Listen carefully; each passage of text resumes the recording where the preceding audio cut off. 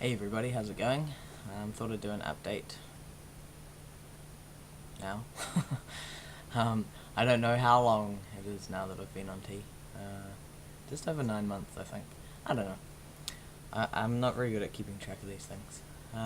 But I'm still on holiday. I don't know if I said that last time.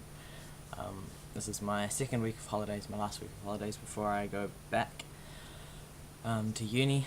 So I'm still up in Hamilton at my parents' place. They're still not back from overseas. They've been overseas visiting my sister. She had another baby. So I've got another niece, which is cool. But their flight got delayed and they're stuck in Vancouver. But there are worse places to get stuck, I guess. So yeah. The weather is nice. The weather is starting to get better. Hence why I'm in a singlet. I was out sunbathing before, which is probably bad, but I was hoping that maybe it would kill some of the zits that I've got going on in my back at the moment. You can't see them, but there are lots, and on my face as well. So I was like, you know what? Go UV radiation. Kill that. Yeah, so there are a few things that I want to talk about. Holidays, I've said that. Any more changes lately? Not really. Still nothing. The only thing I can maybe possibly say is that perhaps the hair on this particular part of my arm is a little bit thicker than it used to be, but that's neither here nor there really. But the only other major change is that I've started to notice that I'm putting on muscle a lot better. So you can't really see it. Like, I don't think my muscles look any different to how they have, but they feel thicker. I don't know if that makes sense, but I can't put my arm as far around my hand, as far around my arm, as I used to be able to. So yeah, I've noticed that, and now I can do a chin-up. It's such a beautiful thing. Notice I said a chin-up. I can do like, I don't know, two chin-ups in a row, like full chin-ups from all the way down the bottom. Which is an achievement for me, because I couldn't before. So, there you go. Talking about top surgery, because I've always wanted to have top surgery, but I was gonna wait till I'd been on T for quite a while, so that, I'd like maximise the pec definition that I could possibly get, so I get the best results. And I'd always said that I wanted to go with double incisions, because it gives you a better result, in my opinion.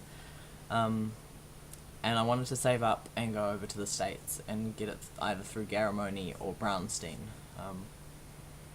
because they're awesome and they get good results, and that's what I want. But I was up in Auckland this weekend visiting some friends, and one of them had top surgery with this guy up in Auckland. And talking to him, I started thinking that it's more of a viable option, that I could get top surgery. It might not be 100% exactly what I want, but at least something that means I don't have to bind all the time, because it's annoying. Like, I don't mind it as such. When I'm binding all the time, I don't really notice that I'm doing it, but over the holidays, like, just because I've been cruising around at home, I haven't been wearing my binder, and then I put it on, I'm kind of like, I forgot how tight it is. It's not uncomfortable, it's just that it doesn't feel nice. And I've always had in the back of my mind, I know it's probably ridiculous and doesn't make any sense at all, but I always worry that it might be restricting the growth of my rib cage, because it's compressing it, all the time. By all the time, I mean all the time, like from when I have my shower to when I get home, whatever time that might be. Yeah, and I don't want my rib cage to end up being all squishy, particularly at the bottom, because I don't know, it cuts in quite a lot at the bottom, under my rib cage. So yeah, I don't know, that's how I'm feeling, how I've always felt about it. So thinking more, maybe I will go for top surgery here in New Zealand just to have it done. And, in a few years' time I can go and get a revision overseas if I'm, I probably won't be happy with the results because I'm a perfectionist. But that's something I could do in the future. So I'm thinking about doing that. I gave the guys reception a call today to see if I need a GP referral, if I can just make an appointment myself.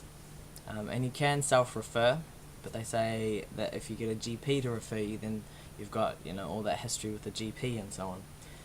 but I don't know because I haven't really done anything through my GP.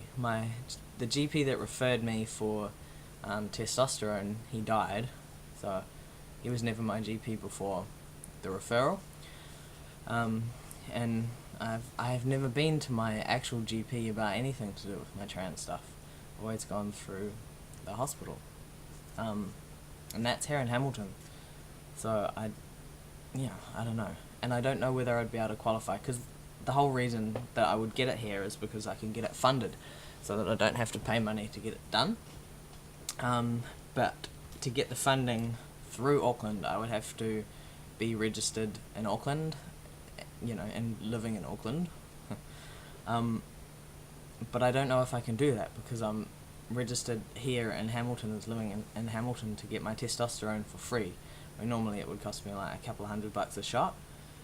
So I don't know, maybe I have to talk to the guy when I go to see him about whether that's a problem being with like both district health boards. Probably is a problem. So then I need to decide whether I want to have top surgery and go on a different form of tea, which I could get for cheaper than the tea that I'm on now. Anyway, that's a whole bunch of stuff that I need to think about, and as I think about it more, I'll post more about it, so that anybody who might be in a similar situation here in Kiwiland, sees what I did. What else? Oh yeah. Oh, GP, I mentioned that. I emailed today, Weta Workshop. I will try and keep the story short because this has probably gone on for ages already. But basically, I want to have a multi-purpose piece of tackle, shall we say?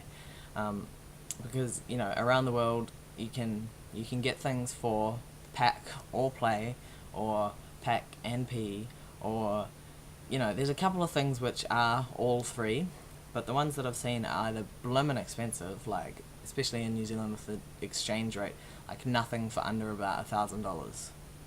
It's just not possible. Or not, not realistic, like it looks wrong. So I want something that I can pack and pee and play with that looks good and is not going to break my bank. And so, I was thinking about it, and then I thought, we've got here in New Zealand Weta Workshops. For anyone that doesn't know, the people that did Lord of the Rings, and I think they're doing The Hobbit, and they did Avatar, and all those cool things, where they can make props, and they do all sorts of wicked stuff. And I was like, well, maybe they could make something for me, or at least I could, maybe ask them for some advice on design or how to make prosthetics or something, because I don't know the first thing about making a prosthetic at all.